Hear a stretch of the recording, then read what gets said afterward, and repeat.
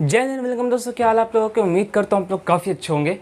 तो आज के इस वीडियो में हम लोग देखने वाले हैं क्लास 10 फिजिक्स का एक बहुत ही प्यारा चैप्टर प्रकाश का परावर्तन का लेक्चर नंबर फर्स्ट। तो पेन और पेपर लेकर बैठ जाइए क्योंकि बहुत ही मज़ा आने वाला है। तो सबसे पहले हम लोग ये समझते हैं कि प्रकाश क्या होता है, क्योंकि चैप्टर का नाम है प्रकाश का परावर्तन। तो हम लोग हर एक टर्म को समझते हुए चलते हैं। तो हम लोग ये समझते हैं कि प्रकाश क्या होता है। तो प्रकाश एक तरह की एनर्जी है, प्रकाश एक तरह का ऊर्जा है, प्रकाश वैसा ऊर्जा है, प्रकाश वैसी एनर्जी है जिसकी उपस्थिति में, जिसके होने से हम किसी वस्तु को देख पाते हैं। एग्जाम्पल के लिए मैंने आपको एक ऐसे रूम में बंद कर दिया जहाँ बिल्कुल ही अंधेरा है, तो क्या आप किसी चीज़ को देख पाओगे? पॉसिबल ही नहीं है, क्योंकि किसी भी चीज़ को देखने के लिए हमें प्रकाश यानी लाइट की ज़रूरत होती है। तो प्रकाश एनर्जी का वैसा रूप है जिसकी उपस्थिति में, जिसके होने से हम किसी वस्तु को देख पाते हैं। अब हम लोग समझते हैं कि परावर्तन क्या होता है, क्योंकि चैप्टर का नाम था प्रकाश का परावर्तन। तो प्रकाश हमने समझ लिया, अब समझते हैं कि परावर्तन क्या होता है। तो परावर्तन का मतलब होता है टकराकर वापस लौटना।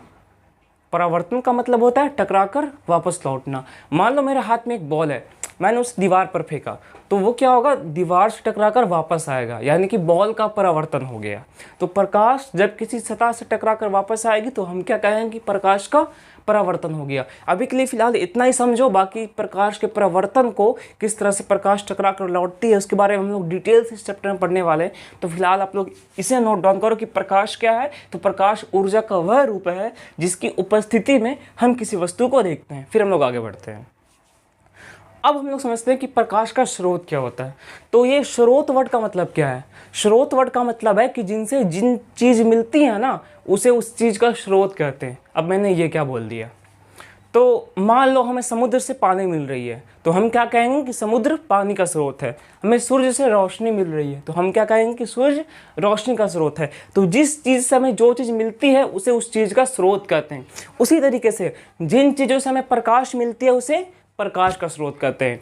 एग्जाम्पल के लिए सूर्य, तारे, चंद्रमा, जलती हुई मोमबत्ती, जलता हुआ लालटेन इत्यादि। तो प्रकाश का स्रोत क्या होता है? जिन वस्तुओं से प्रकाश निकलती है उन्हें हम प्रकाश का स्रोत कहते हैं। तो आप लोग इसे नोट डाउन करो, उसके बाद हम लोग आगे बढ़ते हैं। तो अब हम लोग समझते हैं कि प्रदीप्त और अप्रदीप्त वस्तु क्या होती है। तो ये भी बहुत ही सिंपल है, बहुत ही आसान है समझना। प्रदीप्त वस्तु वैसी वस्तुओं को कहते हैं जिनसे प्रकाश निकलती है। सिंपल, हाँ बस यही है और कुछ नहीं। प्रदीप्त वस्तु वैसी वस्तुओं को कहते हैं जिनसे प्रकाश निकलती है, और अप्रदीप्त वस्तु वैसी वस्तुओं को कहते हैं जिनसे प्रकाश नहीं निकलती है। अब आप लोग एक बात सोचो कि कौन कौन सी वो वस्तुएं होंगी जिनसे प्रकाश निकलेगी। ऑब्वियस सी बात है, सूर्य, चंद्रमा, तारे, जलता हुआ बल्ब, जलती हुई लालटेन। सेम। और अप्रदीप्त वस्तु क्या होगी? तो अप्रदीप्त वस्तु में कुछ भी आ जाएगी। टेबल, कुर्सी, ईटा, पत्थर, ये मार्कर, कुछ भी हो जाएगा। तो ये बहुत ही सिंपल है, आप लोग इसे नोट डाउन करो, फिर हम लोग आगे बढ़ते हैं। तो अब हम लोग समझते हैं कि प्रकाश का परिकिंडन क्या होता है। तो प्रकाश का परिकिंडन ही बहुत ही सिंपल है। देखो, जब प्रकाश किसी सूक्ष्म कण पर पड़ती है, सूक्ष्म यानी कि बहुत ही छोटा छोटा, जब प्रकाश किसी सूक्ष्म कण पर पड़ती है तो वो सूक्ष्म कण प्रकाश की कुछ ऊर्जा को अवशोषित कर लेते हैं और उन्हें चारों ओर फैला देते हैं। इसी प्रक्रिया को प्रकाश का परिकिंडन कहते हैं। बहुत ही सिंपल है। वन मोर टाइम, जब प्रकाश किरण किसी सूक्ष्म कण पर पड़ती है, जब प्रकाश किसी सूक्ष्म कण पर पड़ती है तो वो प्रकाश के कुछ ऊर्जा को अवशोषित कर उसे चारों ओर फैला देती है। इसे ही प्रकाश का परिकिरणन कहते हैं। तो आप लोग इसे नोट डाउन करिए, फिर हम लोग आगे बढ़ते हैं। प्रकाश का परिकिरणन क्या है? तो जब प्रकाश किसी सूक्ष्म कण पर पड़ती है तो वो सूक्ष्म कण प्रकाश की कुछ ऊर्जा को अवशोषित कर उन्हें चारों ओर फैला देती है। इसे ही प्रकाश का परिकिरणन कहते हैं। तो अब हम लोग समझते हैं कि प्रकाश का किरण पुंज क्या होता है। प्रकाश का किरण पुंज क्या होता है? तो एक सीधी रेखा में चलने वाले प्रकाश को प्रकाश का किरण कहते हैं। एक सीधी रेखा में चलने वाले प्रकाश को प्रकाश का किरण कहते हैं, और किरणों के समूह को किरण पुंज कहते हैं। वन मोर टाइम, मान लो हमने टॉर्च से इस तरह से प्रकाश मारा, मतलब टॉर्च के बटन को ऑन किया तो उससे क्या होगी, प्रकाश की किरणें निकलेगी एकदम सीधी रेखा में। तो एक सीधी रेखा में चलने वाली प्रकाश को प्रकाश का किरण कहते हैं, और किरणों के समूह को किरण पुंज कहते हैं। किरणों के समूह को किरण पुंज कहते हैं। अब ये किरण पुंज 3 तरह के होते हैं, अपसारी किरण पुंज, अभिसारी किरण पुंज और समानांतर किरण पुंज। तो आप लोग फिलहाल इसे नोट डाउन करिए, फिर हम लोग अपसारी, अभिसारी और समानांतर किरण पुंज को डिटेल से पढ़ते हैं। तो अब हम लोग देखते हैं कि अपसारी किरण पुंज क्या होता है। तो अपसारी किरण पुंज वैसे किरण पुंज को कहते हैं, यानी कि किरणों के वैसे समूह को कहते हैं जो किसी एक बिंदु से निकलकर विभिन्न दिशाओं में फैल जाए। मतलब कि किसी एक बिंदु से निकले और चारों तरफ फैल जाए, उसे अपसारी किरण पुंज कहते हैं। जैसे कि आप लोग चित्र में देख सकते हो कि किसी एक बिंदु से प्रकाश की किरण निकले, ये एरो ये दर्शा रहा है कि प्रकाश की किरणें इस साइड जा रही है, इस साइड जा रही है। किसी एक बिंदु से निकली और विभिन्न दिशाओं में प्रकाश की किरणें फैल गई तो उसे अपसारी किरण पुंज कहते हैं। जब प्रकाश किसी एक बिंदु से निकलकर विभिन्न दिशाओं में फैल जाती है तो उसे अपसारी किरण पुंज कहते हैं। अब हम लोग देखते हैं कि समानांतर किरण पुंज क्या होता है।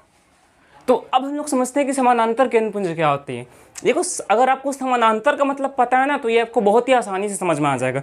समानांतर का मतलब होता है दो या दो से अधिक ऐसी रेखाएं, जो एक दूसरे को कभी कट न करती हो, बल्कि इन दोनों के बीच की जो दूरी है वो हमेशा समान रहती हो। मान लो अगर ये 2 लाइनें, इसको हम अगर आगे बढ़ाएं तो ये कभी एक दूसरे को कट करेगी, बस इसी तरीके से आगे चलते जाएगी, कभी एक दूसरे को कट नहीं करेगी। तो समांतर किरण पुंज भी वही होता है, जहां प्रकाश की किरणें किसी बिंदु से निकलकर एक दूसरे के समानांतर हो जाती है, मतलब किरणें आपस में टकराती नहीं है। अगर आपको कॉम्प्लेक्स लग रहा हो तो आप बस इतना समझो कि समांतर किरण पुंज वैसे किरण पुंज को कहते हैं जिसमें प्रकाश की किरणें किसी बिंदु स्रोत से निकलकर एक दूसरे के समानांतर हो जाती है। बस आप इतना ही समझो, उसे समानांतर किरण पुंज कहते हैं। तो आई होप सो आपको ये समझ में आया होगा। नेक्स्ट हम लोग अभिसारी किरण पुंज को समझते हैं। आप लोग इसे नोट डाउन करें। अब हम लोग समझते हैं कि अभिसारी किरण पुंज क्या होता है। तो अभिसारी किरण पुंज वैसे किरणों को कहते हैं, वैसे किरणों के समूह को कहते हैं जब प्रकाश की किरणें चारों दिशाओं से आकर एक ही बिंदु पर मिलती है, उसे अभिसारी किरण पुंज कहते हैं। जब प्रकाश की किरणें विभिन्न दिशाओं से आकर, चारों दिशाओं से आकर एक ही बिंदु पर मिलती है तो उसे अभिसारी किरण पुंज कहते हैं।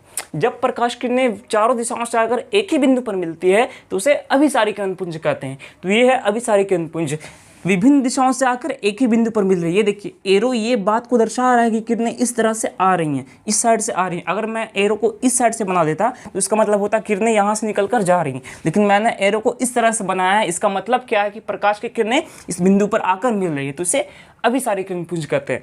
एक बार फिर से सारे किरण पुंजों को रिकैप करते हैं। अपसारी किरण पुंज क्या होता है? जब प्रकाश किरणें किसी बिंदु से निकलकर विभिन्न दिशाओं में फैल जाए उसे अपसारी किरण पुंज। जब प्रकाश किरणें किसी बिंदु से निकलकर एक दूसरे के समानांतर हो जाए तो उसे समानांतर किरण पुंज। और जब प्रकाश किरणें विभिन्न दिशाओं से आकर एक ही बिंदु पर मिले तो उसे अभिसारी किरण पुंज कहते हैं। आप लोग इसे नोट डाउन करें, फिर हम लोग आगे बढ़ते हैं। तो अब हम लोग समझते हैं कि पारदर्शी, पारभासी और अपारदर्शी पदार्थ क्या होते हैं। तो देखो, पारदर्शी पदार्थ क्या होते हैं? जैसा कि इसका नाम है पारदर्शी। पार मतलब आर पार और दर्शी मतलब देखना, समझे? तो पारदर्शी पदार्थ क्या होता है कि वैसे पदार्थ जिनसे होकर हम आर पार देख सकते हैं, उन्हें पारदर्शी पदार्थ कहते हैं। जैसे कि कांच, पानी, हवा, ये सब क्या है? पारदर्शी पदार्थ है। तो वैसे पदार्थ जिससे हम आर पार देख सकते हैं। आर पार कब देखेंगे? जब प्रकाश आर पार हो सकती है। तो हम लोग इसको ऐसे बोलेंगे कि वैसा पदार्थ जिससे होकर प्रकाश आर पार जा सकती है उन्हें हम पारदर्शी कहते हैं।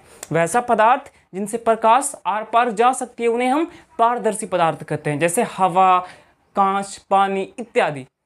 पारभासी पदार्थ किसे कहते हैं? तो वैसा पदार्थ जिनसे होकर प्रकाश बहुत कम मात्रा में आर पार हो सकती है, मतलब जिससे हम आर पार बहुत कम देख सकते हैं, हल्का फुल्का दिखाई देगा। एग्जाम्पल के लिए आप एक कागज़ लो, उस पर हल्का हल्का तेल लगा दो और उससे जब आप आर पार देखोगे ना तो आपको बहुत कम मात्रा में दिखाई देगा, मतलब दिखाई तो देगा लेकिन हल्का फुल्का दिखाई देगा। उसे हम पारभासी पदार्थ कहते हैं। तो ऐसा पदार्थ जिससे प्रकाश बहुत ही कम मात्रा में आर पार हो सके उसे हम पारभासी पदार्थ कहते हैं। और अपारदर्शी क्या होता है? अपारदर्शी क्या होता है? वैसा पदार्थ जिससे होकर प्रकाश आर पार नहीं जा सकता, मतलब जिससे हम आर पार नहीं देख सकते। एग्जाम्पल के लिए ईंट, पत्थर ईंट, पत्थर ये सब आप ले सकते हो। तो और बहुत कुछ हो सकता है वैसा जिससे हम आर पार नहीं देख सकते हैं। और क्या हो सकता है, बुक, कॉपी, ये वाइट बोर्ड, तो इसे अपारदर्शी पदार्थ कहते हैं। अब आप इसे नोट डाउन करो। पारदर्शी वैसा पदार्थ जिससे प्रकाश आसानी से आर पार हो सकती है उसे पारदर्शी कहते हैं, जैसे कांच और हवा। पारभासी क्या होता है, तो वैसे पदार्थ जिससे प्रकाश अल्प मात्रा में, अल्प का मतलब होता है थोड़ा, थोड़े मात्रा में आर पार हो सकता है उसे पारभासी कहते हैं, जैसे तेल लगा हुआ कागज। अपारदर्शी क्या होता है, वैसा पदार्थ जिनसे होकर प्रकाश आर पार नहीं हो सकता उसे अपारदर्शी कहते हैं, जैसे ईंट, पत्थर इत्यादि। तो अब हम लोग समझते हैं कि प्रकाश का परावर्तन आखिर किस तरीके से होता है, कैसे होता है प्रकाश का परावर्तन, बिल्कुल डिटेल से हम लोग अब समझेंगे।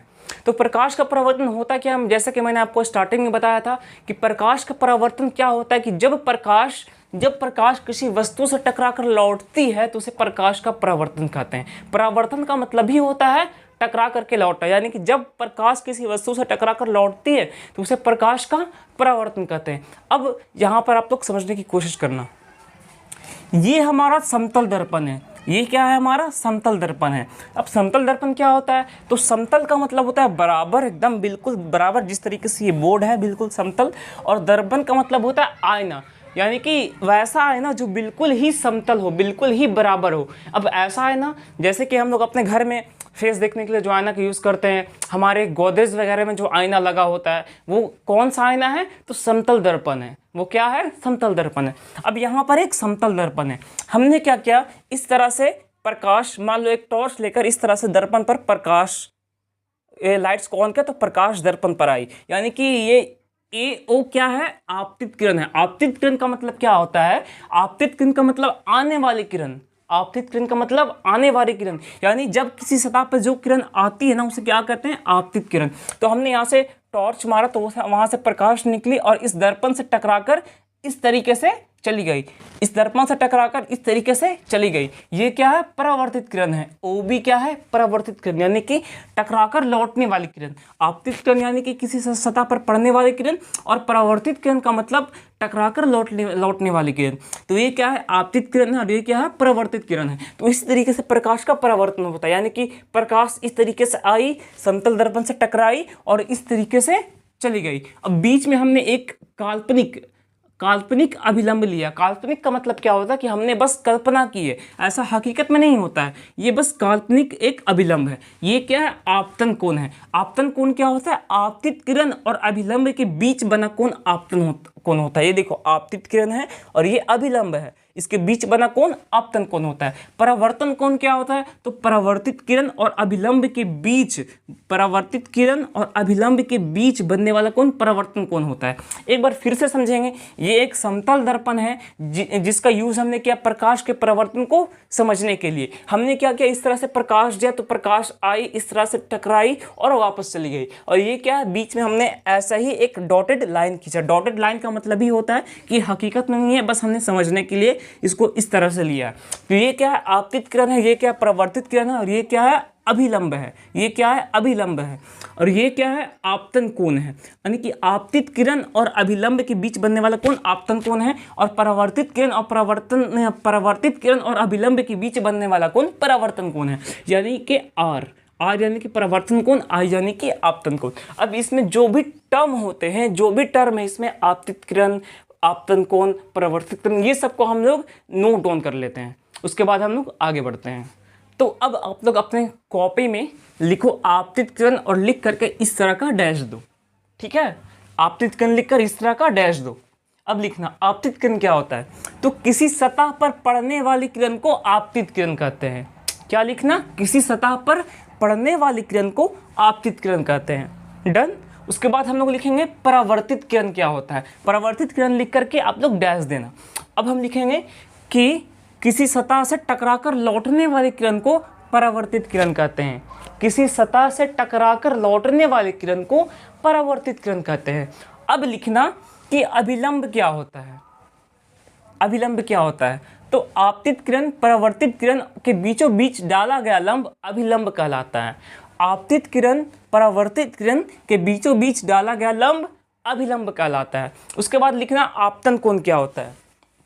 उसके बाद लिखना आपतन कोण क्या होता है, तो आपतित किरण और अभिलंब के बीचों बीच बना कोण आपतन कोण कहलाता है। आपतित किरण और अभिलंब के बीचों बीच बना कोण आपतन कोण कहलाता है।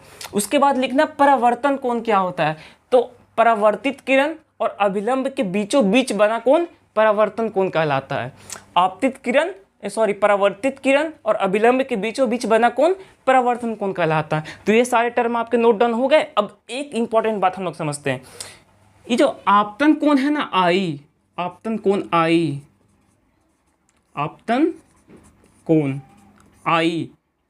और एक सेकंड, आपतन कोण आई और जो परावर्तन कोण है आर, ये दोनों आपस में बराबर होते हैं। यानी कि आपतन कोण और परावर्तन कोण आपस में क्या होते हैं, बराबर होते हैं। आप कभी एक काम करना, अपने घर पे एक दर्पण लेना, समतल दर्पण, और उस पर टॉर्च से इस तरीके से प्रकाश मारना, तो क्या होगा ना कि टकरा करके वापस लौटेगी। अब आप इस टॉर्च को जितना ज़्यादा तिरछा करते जाओगे ना, जितना ज़्यादा झुकाते जाओगे, वो आपकी प्रकाश जो टकरा कर लौट रही है ना, वो भी उतना ही ज़्यादा झुकते जाएगी। आप घर पे इसको करके देखना। एक दर्पण लेना, उसके बाद टॉर्च इस तरीके से प्रकाश मारना, तो प्रकाश निकलेगी और दर्पण से टकरा कर लौटेगी। तो जितना आप इस टॉर्च को झुकाते जाओगे ना, उतना ज़्यादा ये प्रकाश यहाँ पे टकरा करके उतना ही झुक के पार होगी। यानी कि आपतन कोण जितना होता है, परावर्तन कोण भी उतना ही होगा। इस बात को आप लोगों समझ लो अच्छे तरीके से। आपतन कोण जितना होता है, परावर्तन कोण भी उतना ही होता है। अब हम लोग आगे समझते हैं। तो अब हम लोग देखते हैं आज के वीडियो का सबसे इंपॉर्टेंट टॉपिक, परावर्तन के नियम। ये परावर्तन के नियम क्या होता है, जो भी हम लोगों ने देखा ना, प्रकाश का परावर्तन क्या होता है, उसी प्रकाश के परावर्तन के क्या क्या नियम होते हैं, वो हम लोग अभी देखने वाले हैं। तो प्रकाश के परावर्तन का पहला नियम होता है कि आपतित किरण, परावर्तित किरण और उनके बीचों बीच डाला गया अभिलंब तीनों एक ही समतल में होता है। ऑब्वियस सी बात है, होगा ही। मान लो ये एक समतल दर्पण है, तो जो आपतित किरण थी और यहाँ से टकराकर जो किरण वापस आ रही थी, यानी कि परावर्तित किरण, और इनके बीच जो डाला गया था अभिलंब, ये तीनों एक ही समतल में तो थे। आपतित किरण, परावर्तित किरण और अभिलंब तीनों के तीनों तो एक ही समतल में थे। तो ये इसका पहला नियम है, प्रकाश के परावर्तन का पहला नियम है कि आपतित किरण, परावर्तित किरण और अभिलंब तीनों एक ही समतल में होते हैं। दूसरा नियम है कि आपतन कोण परावर्तन कोण के बराबर होता है। आपतन कोण परावर्तन कोण के बराबर होता है, यानी कि जितना एंगल ये इस अभिलंब के साथ बना रही है, उतना ही एंगल ये इस अभिलंब के साथ बनाएगी। मतलब कि आपतन कोण परावर्तन कोण आपस में बराबर होता है। अगर आपको चीज़ें उतनी बेहतर समझ में नहीं आ पा रही, तो बस इतना दिमाग में रखो कि आपतन कोण परावर्तन कोण के बराबर होता है, ये दूसरा नियम है। और पहला नियम है कि आपतित किरण, परावर्तित किरण और अभिलंब तीनों एक ही समतल में होता है। और ये most of the important topic है आज के वीडियो का। तो ये क्वेश्चंस हमेशा एग्जाम में पूछे जाते हैं। आप जब भी क्वेश्चन बैंक को उठाकर देखोगे, तो प्रकाश के परावर्तन के नियम हमेशा आपको देखने को मिलेगा।